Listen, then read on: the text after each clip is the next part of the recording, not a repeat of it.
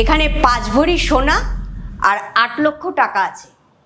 যে আমাকে নিজের সাথে রাখবে আমি তাকেই এইগুলো দেব।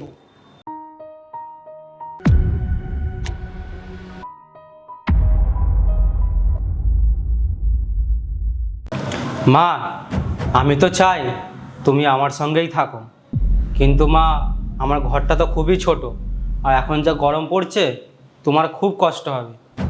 তাই আমি চাই তুমি এই 2 ভাইয়ের মধ্যে যে কোনো একজনের কাছে থাকো, তাতে তোমার বাকি জীবনটা ভালো কাটবে। মা, আপনি আমাদের সঙ্গে থাকুন। আমাদের বাড়িতে থাকার অনেক জায়গা আছে, আপনার কোনো অসুবিধা হবে না। আপনার খুব ভালো করে খেয়াল রাখবো। আর এখন যা গরম পড়েছে, আমাদের বাড়িতে এসিও আছে, আপনি খুব মস্তিতে থাকবেন। কেন বৌদি, এসি কি শুধু তোমার বাড়ি একারই আছে? আর মাকে কি শুধু তুমি একাই যত্ন করতে পারবে? আমি পারবো না? আর মা, আমি তো বাড়ির ছোট ছেলে, আর আমার এখনো বিয়েই হয়নি, তাই তোমার উচিত আমার সঙ্গে থাকার। হ্যাঁ, তোর কথাও ঠিক, কিন্তু তুই তো কলেজে পড়িস, বন্ধু বান্ধবদের সাথে আড্ডা মেরে বেড়াস, আর আমার যত্ন কিভাবে নিবি?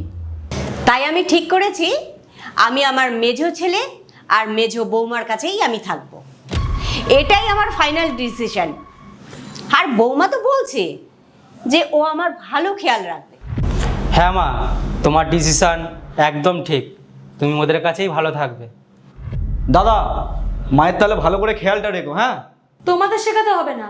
মাকে কিভাবে আমরা দেখবো, খেয়াল রাখবো, সেটা আমাদের খুব ভালো করে জানা আছে। ঠিক আছে মা, আমরা তাহলে আসছি। চল।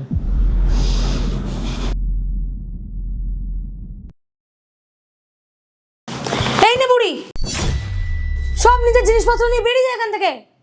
বৌমা, কি হয়েছে বৌমা? আমি কিছু ভুল করলাম? ভুল তো আমি করেছি তোকে এই বাড়িতে রেখে।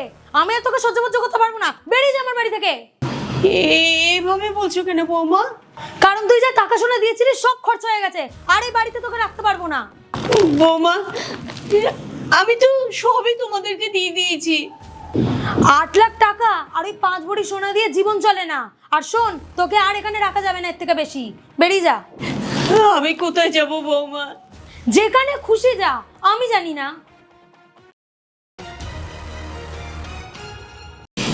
বাবা, দেখ না বৌমা কি বলছে। আরে ও কি বলবে? যা বলার তো আমি বলছি, ওই তোমায় বলেছে বার করতে। তাহলে তাহলে তো তোরা আগেই বলতে পারতিস, আমি ছোট ছেলের সাথে চলে যেতাম। এখনো তো সময় আছে, চলে যাও।